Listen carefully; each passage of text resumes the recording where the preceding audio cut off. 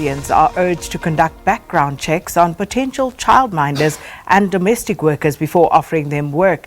Now, this warning comes after the recent murder of a toddler, allegedly by his nanny. The post-mortem revealed that the toddler's neck had been fractured and he'd been suffocated. The woman was due to appear in the Benoni Magistrate's court yesterday, but the case was postponed until the 6th of November. So to discuss this further, we're joined by Florence Sosiba, who is the president of the South African Domestic Service and Allied Workers Union, and she will be talking to us through this. Thanks so much for coming through this morning, Florence. Okay. Morning, everyone, and morning. My name is Florence Sosiba. I'm the president for Domestic Workers SADSAWU, and then Gauteng for the province. I'm the vice president, the vice chairperson. Florence, this was, of course, a very disturbing story that came to light. But what was your initial reaction as someone who works in this field, works with childminders and domestic workers?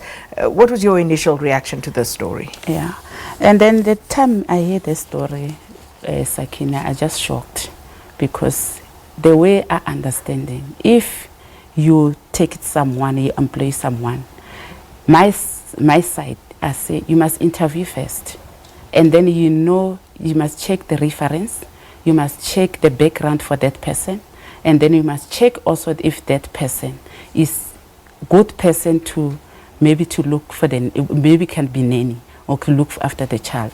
But if I employ someone, the first I can say, if I employ someone, I must take the leave, and then I must look at that person, and then I must look, maybe I know even where that person is come from. But the important things, you must look the ID document. If it's come from outside, you must look also the passport and the working permit. That is the first. And then also you must check it where the background is. Because sometimes if somebody can come and say, me, I'm come from somewhere, but you don't trust there's someone, you must know that person is come from that place. Maybe I come from Guyana, whatever, but you must know my family, must know my background, you must know where I'm working before, somewhere else. And then you must find it out, that person, if it's the good person, especially for the nanny. The nanny must be very, very, very careful. But do you find, Florence, that people actually do that? Do they take the time to actually do proper background checks, especially for nannies, but also for domestic workers? Yeah. Do they do that? Yeah, because Sakina, if I say something, it's okay. There's some time the employee, you must have someone to stay inside it to look after the house. But for me, I say you must check it, the reference. But always you must look at, even yourself, if you take the leave, you must check your kids, because sometimes you can beat, you can do anything, whatever. But you must check that person, if someone, you can very good for your child. Because the child can risk. It's a very, very risky child. But how do you know? Help us, walk us through. If you're looking to employ a nanny, how should people go about, getting the necessary references and doing the correct background checks? Because very often people are desperate. They need to return to work, and if they don't, they're going to lose that job. And I'm not saying that is an excuse for not doing due diligence, but sometimes people in their desperation, may find themselves not doing what they're supposed to do. So how should people go about actually finding out whether the people that they employ do have the correct temperament, the correct references? But Sakina, let me say something, because our union, we have a lot of cases. But if you find it out, you want somebody is the cheaper labor. That's the problem. And then you don't care. That person is the good person, it can be what it can be. But you must take it to educate that people, to train someone. Because if you leave it your children, for me, I don't know your children, she's taking for the medication or taking the what time. You must tell me, my daughter, what time? And then you must change the nappy. What time my daughter must watch? What time my daughter must eat? But if you take it to okay, you leave everything here. How I know your kids must learn? I can stay a long time for you, but sometimes also I understand something. Sometimes because the people, if you're working for the employer, sometimes it don't pay you. They just the payment, the good wages. That's what I think. But also that is not excuse for the child. It's not excuse for the child. Your mother, the mother also is the risk. I don't think so. The mother, if you do like that, I can say the mother will love the child. I don't think so, because the child is very, very important. Absolutely, but as a union, are you able to help potential employers in finding, nannies who you may know, who you have vetted?